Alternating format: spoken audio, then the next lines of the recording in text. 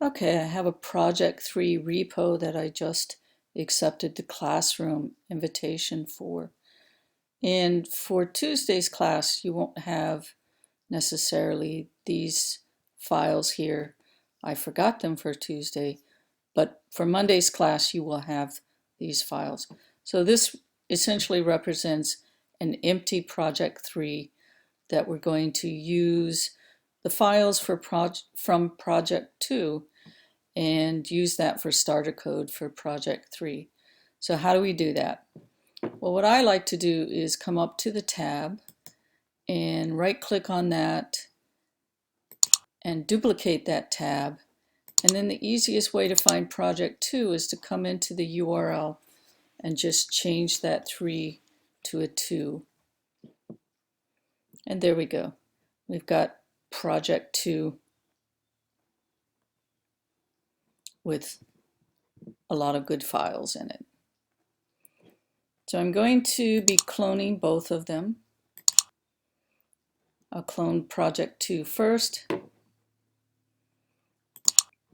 And doesn't matter how I start, but I should end up just having an empty VS Code like this with no files, just asking for an open folder. And I'm actually going to create a brand new folder just for this process. So I'll click on Open Folder, go into Documents, say New Folder, and make it P2 for P3. All lowercase, no spaces.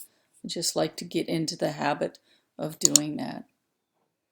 So I can open that empty folder, brand new, and here's a good spot for me then to clone that Project 2 down. So I go to up here at the top, I go to Terminal, New Terminal,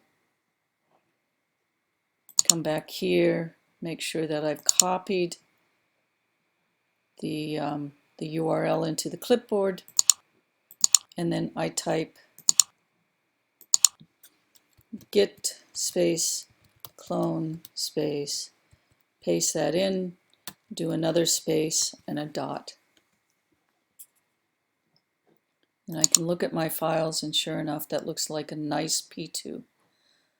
So I immediately want to close this out of the VS Code. So I'm going to come up to File and Close Folder. Sometimes it might say Close Workspace, depending on how much work you've been doing.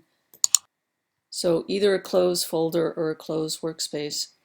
And I get back to this empty VS Code asking for open folder.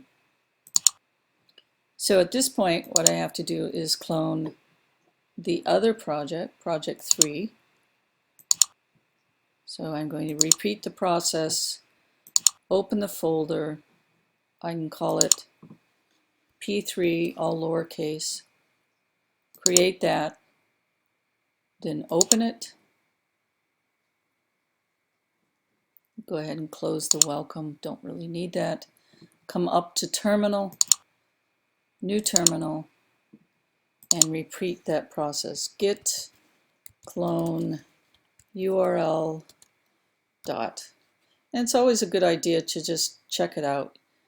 Talk to yourself, yes, I want to clone Project 3. That's Project 3. And we see it's only got those files that we saw originally in the P3 repo. Okay, so just to be, well, we'll leave it open.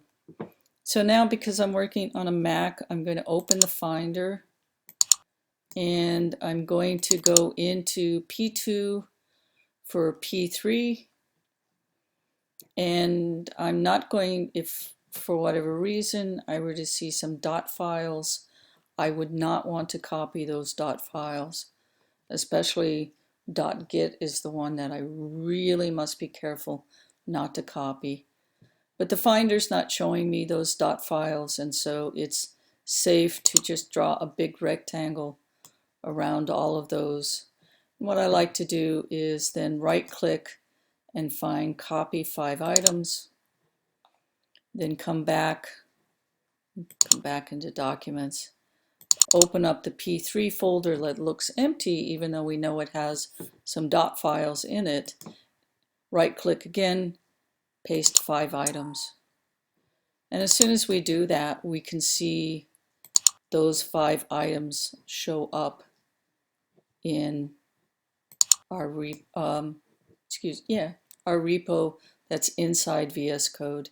And we know it's a repo because the Git icon is showing new files. They're all green, which for us is new.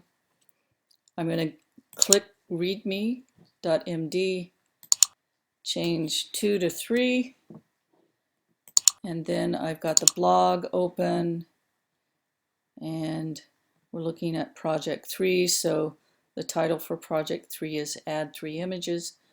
That sounds good enough for me. So I'll come to this line, space it out, and say add 3 images, and go ahead and save that file. So here's a very good place to actually commit and push. So let's do that. We'll click on the Git icon. The commit message input box comes up, and I will just say copy P2 to P3. Check mark that for making it a formal change in Git. And then if we notice down here, it shows I need to push. So I'm going to come up here, pull the ... down, find push, click on that. And I can see this little bar going across, and that looks like it was successful. So now I can come back to project 3, refresh my screen, and look at that. I'm good to go. I can see the copy P2 to P3, and the README for this says project 3, add 3 images. So with that, I've successfully included my starter code into project 3, and I can go ahead. The next step is to deploy to Netlify. I always need an index.html for a successful deploy, so I'm ready to do that next step, which will be in the next demo.